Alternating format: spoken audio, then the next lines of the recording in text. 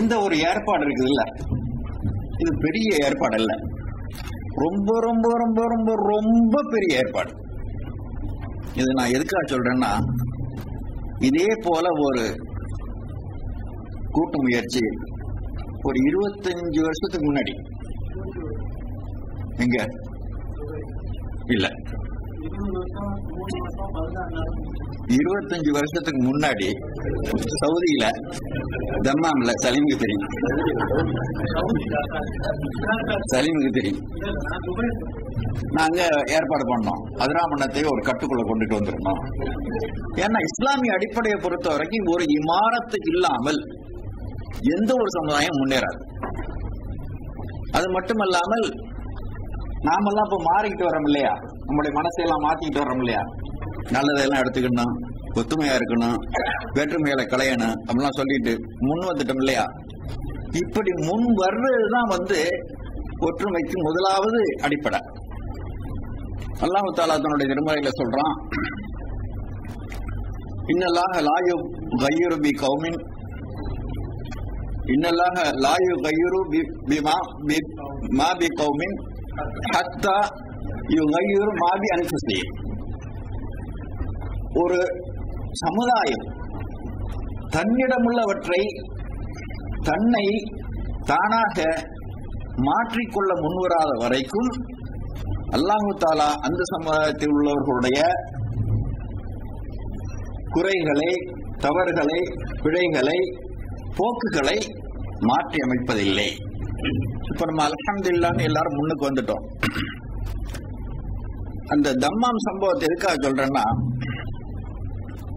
இதே மாதிரி ஒரு அமர்ந்து ரொம்ப கஷ்டப்பட்டு திரட்டுறதெல்லாம் ரொம்ப லேசான வேலை இல்லை. எல்லாம் இருக்கிறோம், திரட்டி பார்க்கறவங்களுக்கு தெரியும், ஆட்களை திரட்டுறது லேசான வேலை இல்லை. திரட்டி முடிச்ச பிறகு ஃபாலோ அப் இருக்குற, கண்டினியூஷன் இருக்குற, அது ரொம்ப ரொம்ப கஷ்டமான வேலை.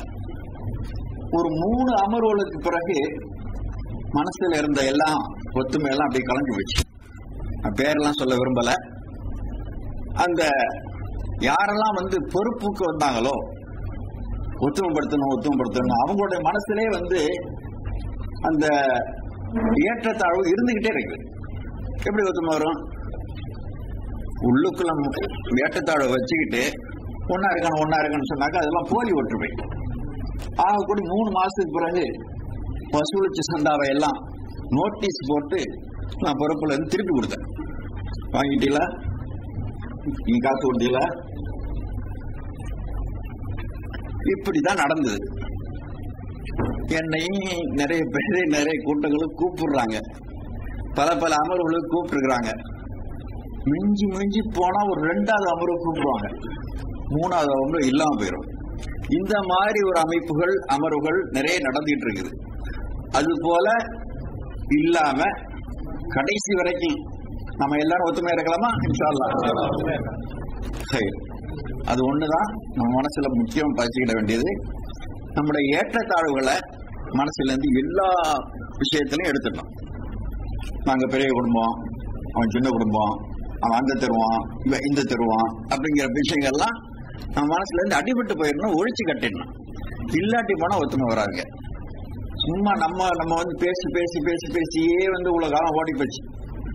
இனிமேலாவது உண்மையான ஒற்றுமையா இஸ்லாமிய அடிப்படையில ஒரே இமாரத்தின் கீழ் இயங்குறதுக்கு நாமெல்லாம் முன்னோடணும். எவ்வளவு சின்ன சின்ன ஊரையெல்லாம் பாருங்க. ஒரு சின்ன ஊரையெல்லாம் உதாரணத்தை எடுத்துக்கிட்டு போனாக்கா, ஒரு சின்ன ஒரு அறிவிப்பு கொடுக்கறாங்க, லால்பேட்டை சின்ன ஒரு அறிவிப்பு கொடுக்கறாங்க, ஒரு SMS அனுப்புறாங்க, டெலிபோன்ல சொல்றாங்க, கூடிடுறாங்க, ஊருக்கு என்னென்ன நல்லதெல்லாம் செய்யணுமோ அதெல்லாம் செய்யறாங்க. இவ்வளவு பெரிய ஊரு, இங்க துபாயில இருக்கிறவங்க, அமீரகத்தில் இருக்கிறவங்க பெரும்பாலும் ஒரு 90% துபாயில இருக்கிறவங்க கலந்துகிட்டு இருக்கீங்க. துபாயை தவிர மற்ற அமீரகங்கள் இருக்கு, அபுதாபி இருக்கு, அபுதாபில நீங்க அபுதாபில தான் துபாய் இருக்கிறீங்க, வந்திருக்கிறாரு. இது போல ஆர்வமாக வரக்கூடியவர்களுடைய அந்த மன பக்குவத்தை நாமெல்லாம் முதலெடுக்கணும். அதை பயன்படுத்த சரியான முறையில பயன்படுத்தணும்.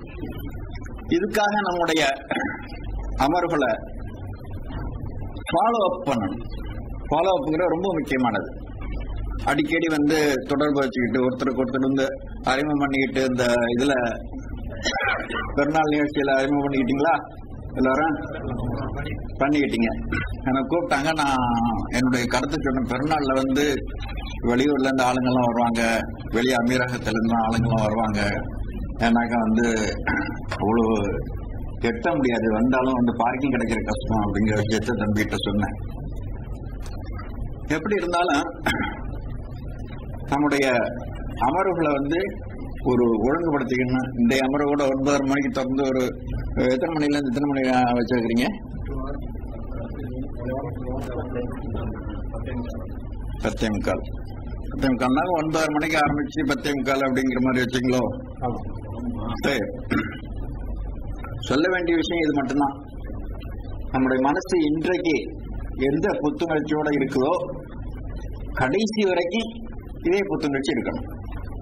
அந்த புத்துணர்ச்சியை மழுங்க விட்டுறக்கூடாது. இது ஒண்ணுதான் திரும்பி திரும்பி நான் உங்களுக்கு சொல்ல வேண்டியது, வேற புதுசா சொல்ல வேண்டியதில்லை. நாம நம்முடைய ஊர்ல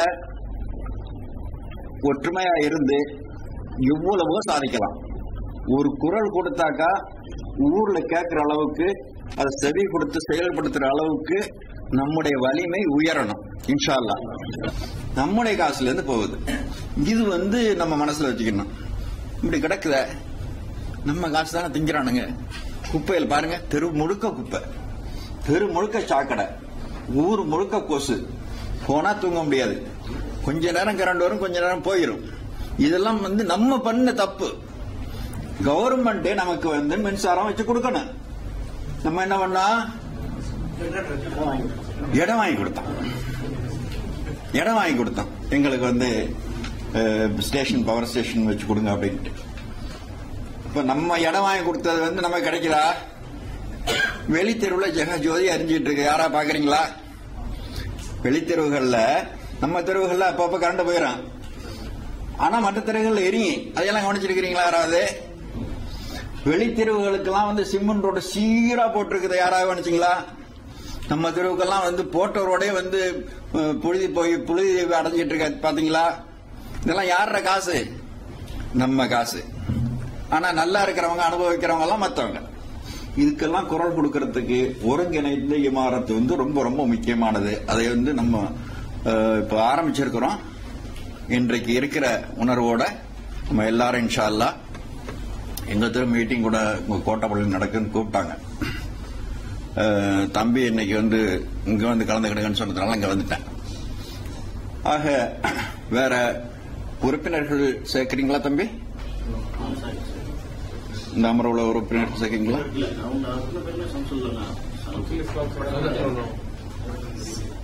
இங்க சொல்லுங்க. சரி, உறுப்பினர் எல்லாருமே உறுப்பினர் தான். அப்படியா? நம்ம மெயினா செய்ய வேண்டியதுன்னா நிர்வாகத்திற்கு அது ஒரு நோக்கம். இந்த கூட்டத்தில் அமீரகத்தோட கிளையாக, ஷம்சுல் கிளையாக இங்க பொறுப்பாளர்கள் தேர்ந்தெடுக்கணும். அப்படித்தானே? அது ஒரு தேர்ந்தெடுக்கிற எண்ணமும் இருக்குது. அடுத்தபடியா அடுத்த பேச்சுக்கு அப்புறம் அடுத்தப்பல உங்களுடைய உறுப்பினர்களுடைய கருத்து கேட்கிறது. சரி, கருத்து கேட்டு நிர்வாகத்தை உறுப்பினர்கள்ட்ட பத்தி என்ன கருத்தை கேட்க போறீங்க? அவங்க ஏதாவது சொல்ல நினைச்சு சொல்லுங்க. பொதுவான கருத்துக்கள் அவங்க என்ன வேணும் சொல்லுங்க. ஏதாவது நம்ம இந்த கருத்துக்கள் ஏதாவது அவங்க விருப்பப்பட்டு சொல்லட்டும். அது ஒரு சாய்ஸ் கொடுக்கணும். சரி, நம்ம ஷம்சுல் இஸ்லாம் சார்பாக இப்ப ஒரு கவுன்சிலிங் ஏற்பாடு செஞ்சிருக்கிறாங்க. கவுன்சிலிங் சொன்னாக்கா முழுக்க முழுக்க பெண்களை நிர்வாகிகளாக கொண்ட ஒரு கவுன்சிலிங். அதுல கொஞ்சம் படிச்சவங்க, நம்ம பெண்கள்லாம் இருக்கிறாங்க, படிச்சவங்க, நல்லா சிந்தனை உள்ளவங்க, எடுத்து இனிமையாக எடுத்து சொல்லக்கூடியவங்க, ஏற்றுக்கொள்ளக்கூடிய வகையில பேசக்கூடியவங்க, இந்த மாதிரி உள்ளவங்க எல்லாம் இருக்கிறாங்க. அப்படி ஒரு கவுன்சிலிங் கமிட்டி ஒன்னு அமைக்க போறாங்க இன்ஷா அல்லாஹ். அப்படி அமைச்சிட்டாங்கன்னு சொன்னாக்கா ஒவ்வொரு திருமணத்துக்கு, தம்பி சொன்னாங்கல்ல விவாகரத்து, திருமணத்துல இருந்து ஆரம்பிப்போம். திருமணத்துல கல்யாணம் கட்டிக்கிட்ட கூட போற பொண்ணுட்ட யாராவது நம்ம சம்மதம் வாங்கியிருக்கிறோமா, கேட்டிருக்கிறோமா? அப்படி ஒரு நிகழ்வே இல்லாம இருக்குது. நான் எல்லாம் என் பெண்கள்கிட்ட கேட்டுதான் செஞ்சேன். இந்த மாதிரி கல்யாணம் பண்ணிக்கிட போற பொண்ணுக்கு தன்னுடைய மாப்பிள்ளைய பத்தி ஒண்ணுமே தெரியாம, மாப்பிள்ளைக்கு பொண்ணை பத்தி தெரியாம கல்யாணம் நடந்துகிட்டு இருக்குது. கல்யாணம் நடக்கிறதுக்கு முன்னாடியே கவுன்சிலிங் நடக்க போகுது இன்ஷா அல்லாஹ். ஷம்சுல் இஸ்லாம் சங்கத்துல இந்த கவுன்சிலிங் ஒரு கமிட்டி அமைக்க போறாங்க. பெண்ணை தனியா கூட்டிட்டு போயிட்டு நீ சொல்ற விஷயம், உன்னோட விருப்பத்தை, உன்னுடைய கருத்துக்களை, ஏற்றுக்கிறத மறுக்கிறத எல்லாத்தையும் நீ தைரியமா சொல்லலாம் அப்படிங்கிற முறையில கேட்டு செய்ய போறாங்க இன்ஷா அல்லாஹ். அப்படி கேட்டு செஞ்சாலே டைவர்ஸுங்கிற பேச்சு வராது. சரிதானே? பெண்ணிட்ட சம்மதத்தை கேட்டு பெற்றாலே டைவர்ஸுங்கிற பேச்சு வராது. அதே போல ஆணுக்கும் கவுன்சிலிங் வைக்க போறாங்க. நம்முடைய அமர்வு 10:15 வரைக்கும் வரையறை செய்யப்பட்டிருக்குது. அதனால இன்ஷா அல்லாஹ் வேற எதுவும் சொல்ல வேண்டியிருக்குதா?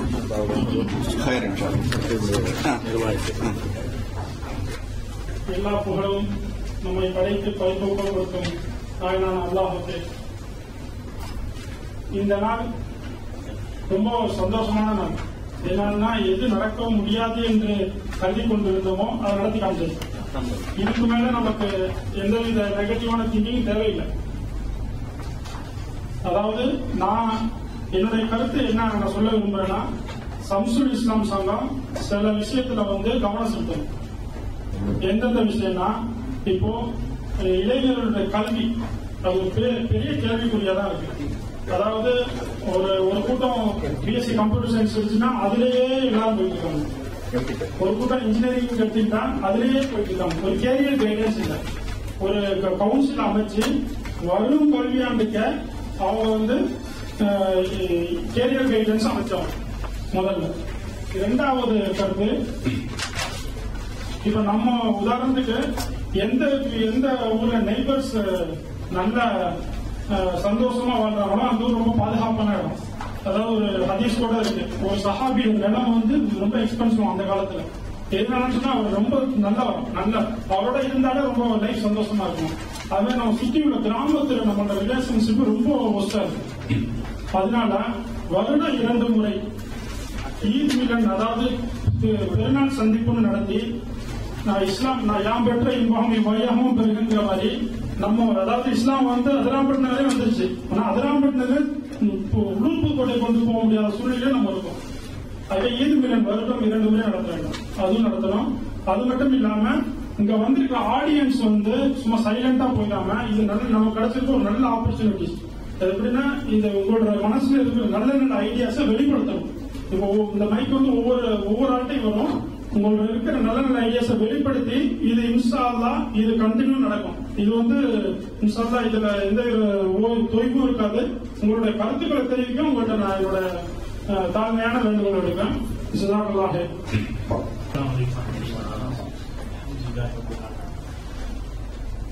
நமது ஷம்சுல் இஸ்லாம் சங்கத்தின் செயல்பாடுகள் குறித்து சகோதரர் ஃபிர்தௌஸ் சொன்னாரு. அது மாத்திரம் போதாது. என்னை பொறுத்தவரைக்கும் ஷம்சுல் இஸ்லாம் அல்லாஹ்வுடைய மார்க்கம் இஸ்லாம், இந்த மார்க்கத்தை போதிப்பதற்காக நம்முடைய சங்கத்தின் மூலமாக என்ன செய்தார்கள்? நம்முடைய சங்கத்தின் மூலமாக இஸ்லாமிய வகுப்புகள் ஏற்படுத்தினோம். நம்முடைய பள்ளியில அகீதா சம்பந்தமா அல்லாஹ்வுடைய பெயர் பண்புகள், அது சம்பந்தமான கிளாஸ்கள் கண்டிப்பாக இருக்கணும். நம்ம சிறு பிள்ளைகளுக்கு போய் அல்லாஹ் கேட்டோம்னா அதை பற்றி இனிமே இல்லாம இருக்காங்க. நம்ம முதல் பெண்கள்கிட்ட இனிமே இல்லாம இருக்காங்க. அப்ப அதுக்குண்டான கிளாஸ்கள் எல்லாம் ஏற்பாடு பண்ணணும். நல்ல ஆளுங்களை எடுத்து அவங்களுக்கு ஊதியம் கொடுத்து அவங்களுக்கு அந்த வகுப்புகளை ஏற்படுத்தணும். அது மாத்திரம் இல்லாமல் நமது ஊரிலே ஒரு சொத்து பிரிவினை விஷயத்திலையும் ஷம்சுல் இஸ்லாம் சங்கம் தன்னுடைய கையில் எடுத்து கரெக்டா ஆண்களுக்கும் பெண்களுக்கும் போக வேண்டிய பங்குகளை அவங்களுக்கு கரெக்டா போய் சேர்ற மாதிரி அந்த சட்டங்களை அவங்க கையில் எடுத்து செயல்படுத்தணும். மேலும் இந்த திருமணத்திற்கு கிதாபு புக்கு கொடுக்குறாங்க. அது வரதட்சணை கல்யாணமாக இருந்தால் அது கொடுக்காம அதுக்கு எதிராக முடிந்தவரை வரதட்சணை கல்யாணம் திருமணத்திற்கெல்லாம் அது போன்ற எல்லா விஷயங்களுக்கும் நல்ல அதுக்குண்டான ஏற்பாடுகள் எல்லாம் பண்ணி அது முடிந்தவரை நம்மளால கருதுகிறோம்.